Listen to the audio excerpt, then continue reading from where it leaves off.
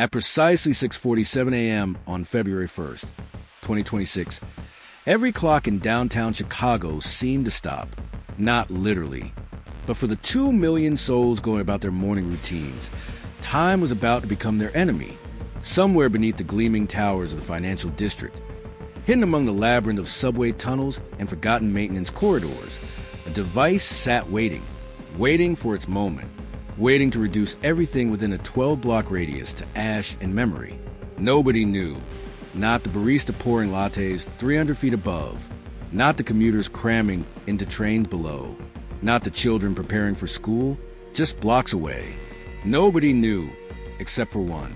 He couldn't read the threatening message that had been intercepted hours earlier.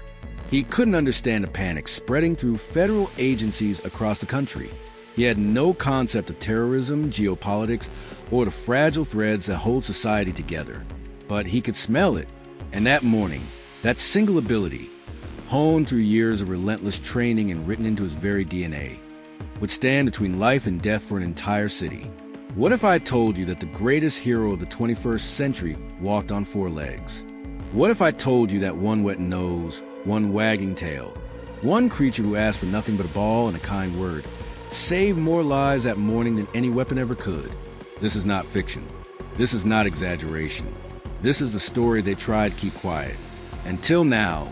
His name was Koda, a 3-year-old Belgian Malinois with the color of burnt caramel and eyes that seemed to look straight through you. The handlers at the ATF Chicago division called him the Ghost because of how silently he moved and how intensely he focused. But there was something else about Koda, something that set him apart from the 87 other detection dogs in the Midwest region. He was rejected twice, failed out of the Secret Service K-9 program for being too intense, dismissed from the military's explosive detection program for refusing to work with anyone except his chosen handler. The behaviors called him difficult, untrainable, a waste of resources. Koda didn't care what they called him. He only cared about one thing: finding what others couldn't. And on that cold February morning, while the sun hadn't even crested Lake Michigan's horizon, Koda sat alone in his kennel, waiting. He didn't know it yet, but the world was about to need his difficult nose more than ever. The anonymous email arrived at 3:22 a.m., encrypted, routed through 17 different servers across 4 continents, written in perfect English with chilling precision. By noon, Chicago will learn what fear truly means. You cannot stop what is already in motion. Tick-tock. The FBI dismissed it as a hoax. They received dozens of similar threats weekly. But Agent Marcus Chun couldn't shake the feeling crawling up his spine. Something was different about this one. The specificity, the confidence. He made a call. Wake up the K-9 unit. All of them. Across the city, handlers received emergency alerts. Vans started rolling. Dogs were loaded into vehicles. And in his kennel, Koda's ears perked up. His nose twitched. Even from miles away, even through the steel walls of his transport crate, something was pulling at him. Something wrong. Something only he could find. The clock had started, and nobody, except perhaps one dog, understood what was coming. 7:15 a.m. The transport van carrying Koda and his handler, Officer Sarah Mitchell, received new coordinates. Union Station. Underground maintenance level. "They're pulling all units downtown," Sarah muttered, reading the dispatch. "Something big is happening." Koda whined softly in the back. He was pressing his nose against the cage door so hard it was leaving marks on the metal. When they arrived, the scene was chaos barely contained. Police cruisers everywhere, suits that screamed federal agent, huddled around mobile command units, bomb squad technicians checking equipment with hands that weren't quite steady. Mitchell, a commanding officer, waved them over. "We've narrowed the search to 3 possible locations. You're taking the underground service tunnels." Sarah looked at the map and felt her stomach drop. Those tunnels stretched for miles. Hundreds of rooms. Thousands of hiding spots. How much time do we have? The officer's silence said everything. Sarah knelt beside Koda, running her hand along his back. He was vibrating with energy, more focused than she'd ever seen him. "It's you and me, buddy," she whispered. just like training. Find the bad thing. Koda locked eyes with her for just a moment. Something passed between them, an understanding that transcended language. Then he turned toward the tunnel entrance and pulled forward with such intensity that Sarah nearly stumbled. He could smell it now, faint but unmistakable. Death was waiting in the darkness below, and Koda was going to find it. There was no turning back. To understand what happened next, you need to understand who Koda really was. Born in a breeding facility in the Netherlands, Koda came from a bloodline legendary in detection work. His grandfather had located survivors in the Haiti earthquake. His mother had served 3 tours in Afghanistan, sniffing out IEDs that saved entire platoons. But Koda was different. His trainers noticed it from 8 weeks old. While other puppies played, Koda obsessed. A single scent could hold his attention for hours. He would trace invisible trails that no other dog acknowledged, finding objects hidden weeks earlier. The military wanted him. The Secret Service demanded him. And he failed both, not because he couldn't perform, but because he refused to work on anyone else's terms. He's got something broken inside. One trainer wrote in his dismissal report. They were wrong. Koda didn't have something broken. He had something extraordinary, a sensitivity so acute that artificial training environments drove him to distraction. The fake explosives, the staged scenarios, they were insults to his abilities. He needed the real thing. Sarah Mitchell found him at a shelter in Indiana, hours from being put down as unadoptable. She saw what no one else did, not a broken dog, but a frustrated genius waiting for someone to speak his language. 18 months of patient, unconventional training later, Koda had become the highest performing detection dog in the Chicago division. His record was flawless, but he'd never faced anything like this. The incredible journey of Koda is just beginning, and what happens next will leave you speechless. If you're not subscribed to this channel, you're about to miss the most intense moment of this entire story. Hit that subscribe button right now, because we're about to go into the darkness with Koda.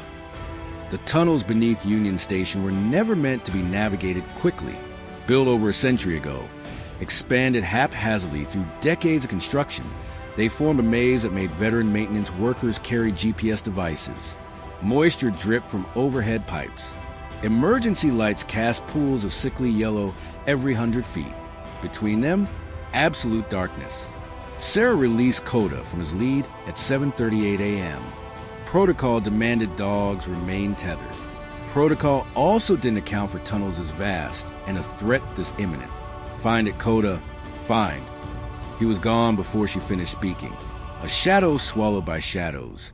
For 32 agonizing minutes, Sarah followed the sound of his claws clicking against concrete. Her radio crackled with updates from the surface. Other teams coming up empty. The threat window narrowing. The mayor demanding evacuation decisions. Then Koda stopped. Sarah rounded a corner and found him sitting perfectly still in front of a rusted electrical panel. His body was rigid. His tail extended straight back. His nose pointed at the panel with laser precision. This was his alert. Unmistakable. Control, this is K9 Unit 7.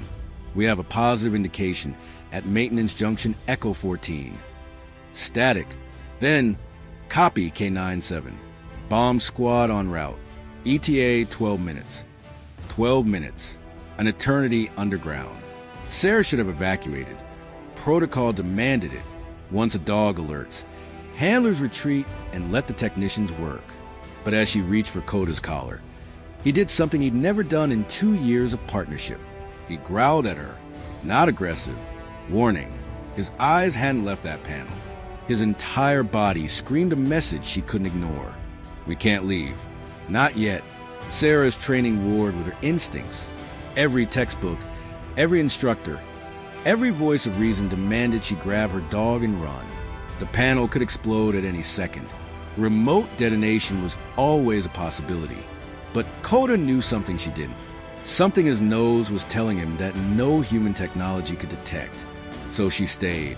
8 minutes passed. The bomb squad's footsteps echoed down the corridor. And then Koda moved. Without warning, he launched himself down a side passage Sarah hadn't even noticed. She sprinted after him, calling his name. her flashlight beam dancing off walls covered in decades of grime. He stopped again. Another panel, 20 feet from the first. Then another, 60 feet further. 3 alerts, 3 positive indications. When the bomb squad finally reached them, their faces went pale beneath their helmets. They're connected. The lead technician breathed, tracing wires between the panels. It's a distributed charge.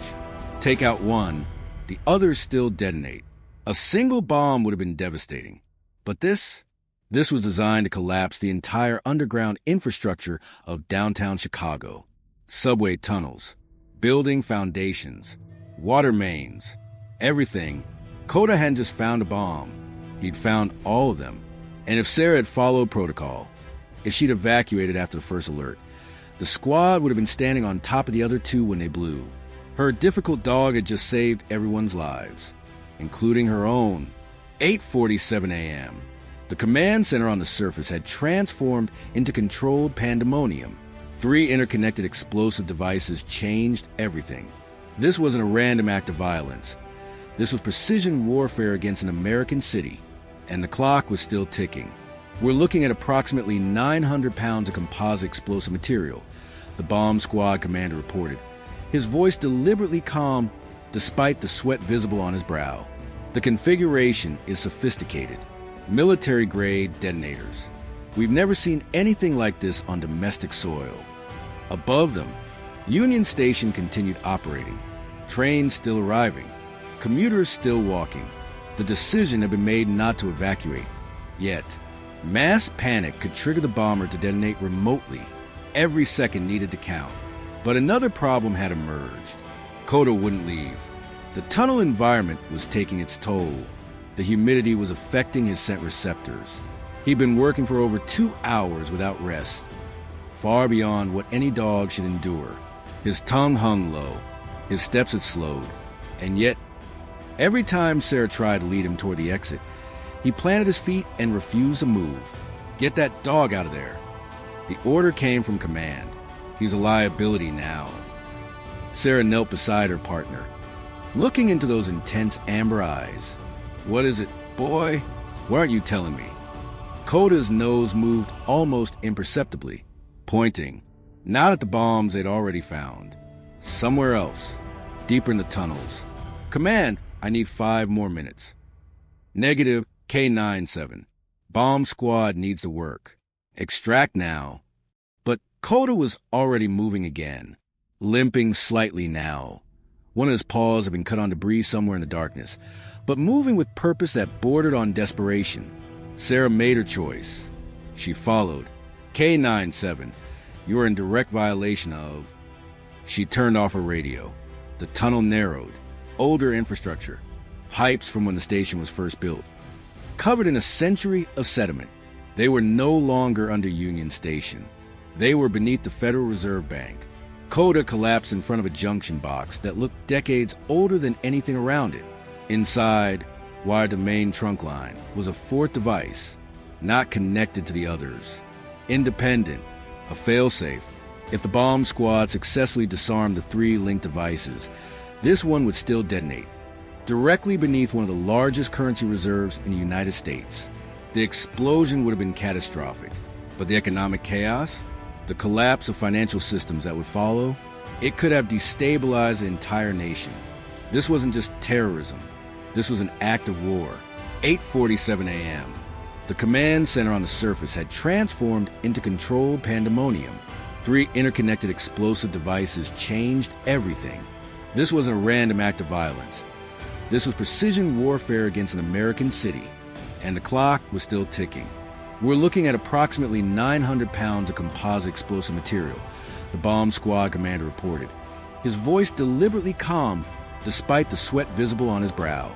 The configuration is sophisticated, military-grade detonators. We've never seen anything like this on domestic soil. Above them, Union Station continued operating, trains still arriving, commuters still walking. The decision had been made not to evacuate yet. Mass panic could trigger the bomber to detonate remotely. Every second needed to count. But another problem had emerged. Koda wouldn't leave. The tunnel environment was taking its toll. The humidity was affecting his scent receptors. He'd been working for over 2 hours without rest, far beyond what any dog should endure.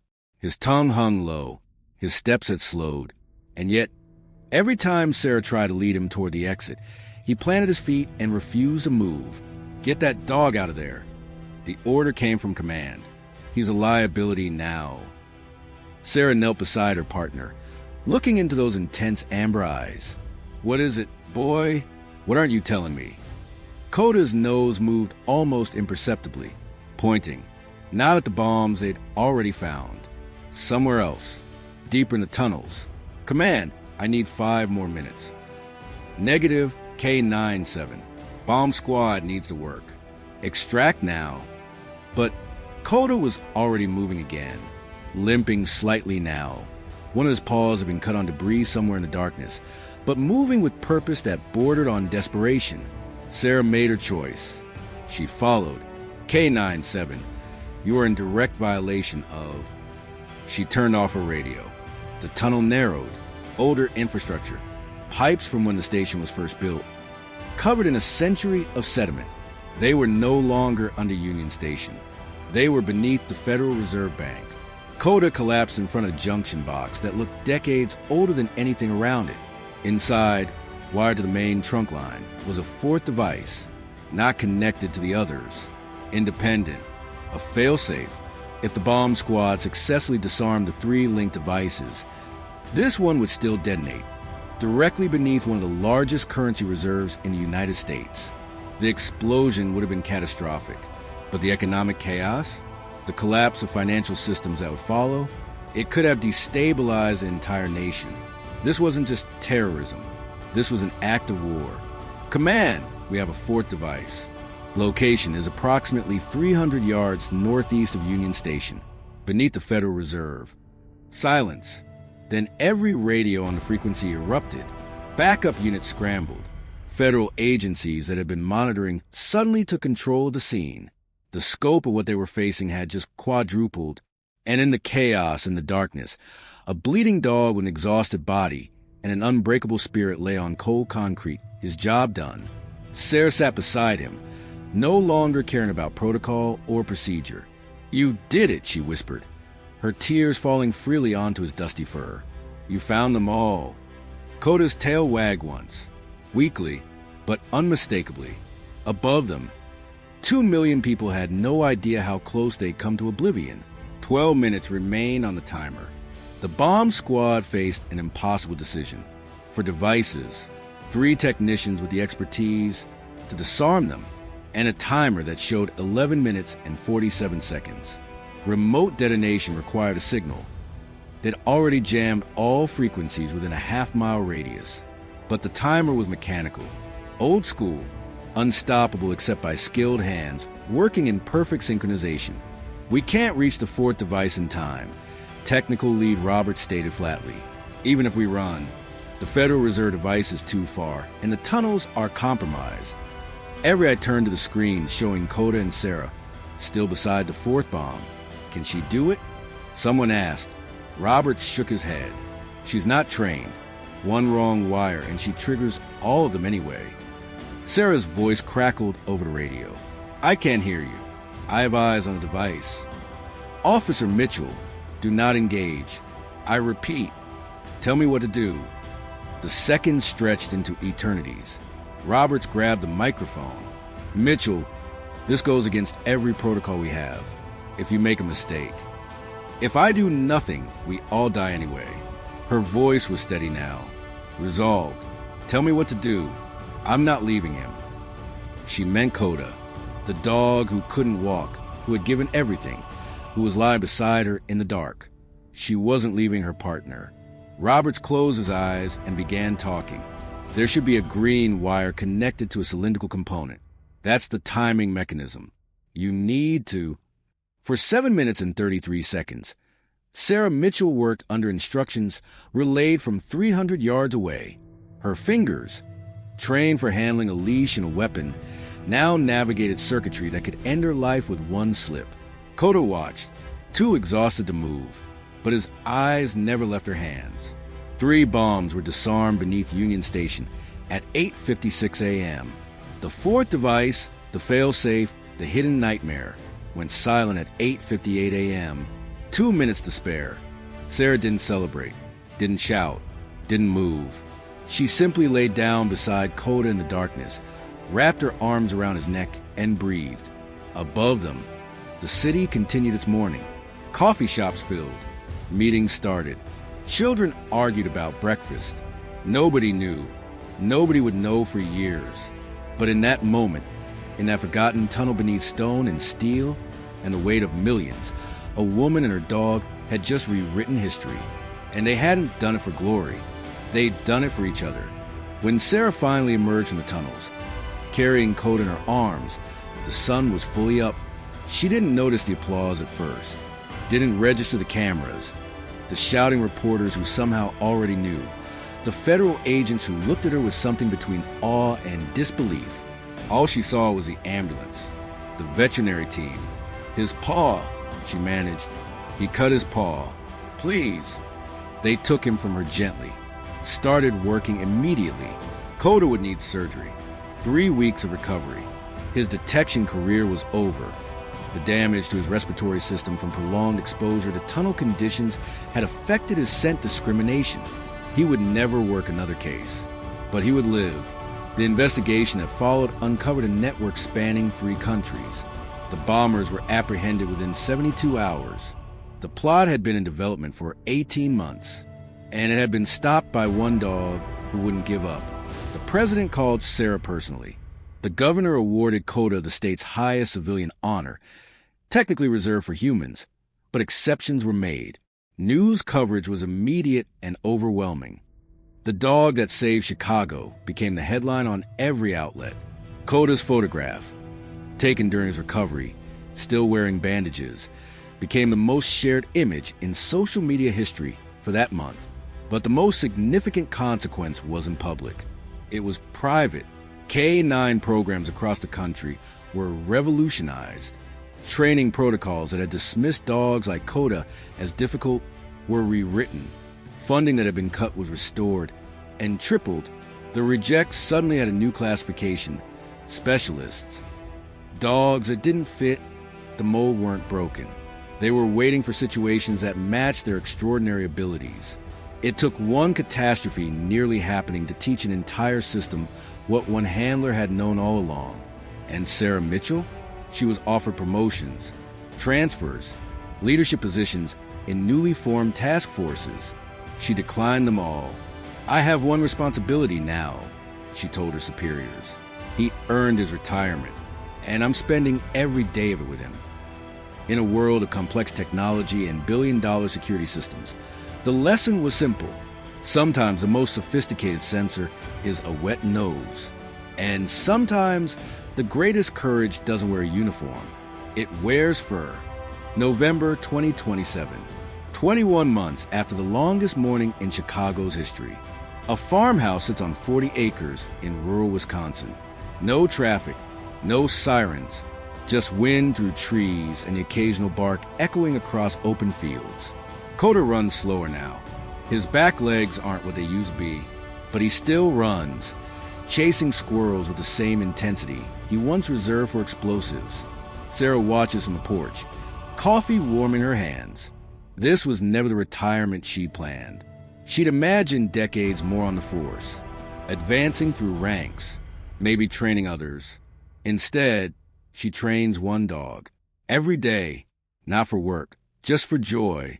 They do scent games, hide treats around the property, keep his mind sharp, keep him engaged. Some days, reporters still call. Book offers arrive. Production companies want to tell the story. Sarah deletes every message. "We don't need anyone to remember," she tells visitors. "We just need to be here." Koda seems to agree.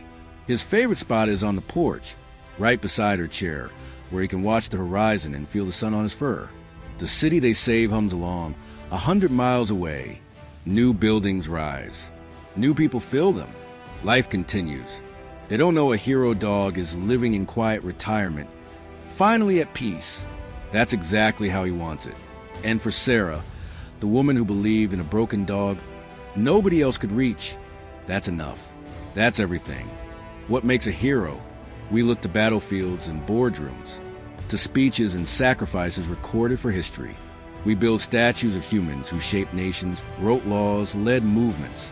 But heroism isn't measured by the species that delivers it. Koda didn't understand terrorism, didn't know about the thousands of children who would have been orphaned, didn't comprehend the political fallout that would have reshaped a nation. He understood one thing: something was wrong and he could find it. So he did, through exhaustion, through injury, through every instinct that told him to stop. He kept going, because that's what heroes do. Not the heroes in capes and costumes, but the real ones, the quiet ones, the ones who show up when everything is on the line and simply refuse to quit. Koda taught us something that no politician, no philosopher, no think tank could have articulated better. Heroism isn't about glory. It isn't about recognition. It isn't about being remembered. It's about doing what's right because it's right, even when it hurts, even when nobody's watching, even when the only reward is knowing you made a difference. A 3-year-old dog who'd been rejected twice understood that better than most humans ever will. If Koda's story moved you the way it moved us, we need your help sharing it. One share, one like, one comment. It all adds up. Let's make sure his legacy lives forever. If this story reminded you that heroes come in all forms, please share it with someone who needs to hear it today.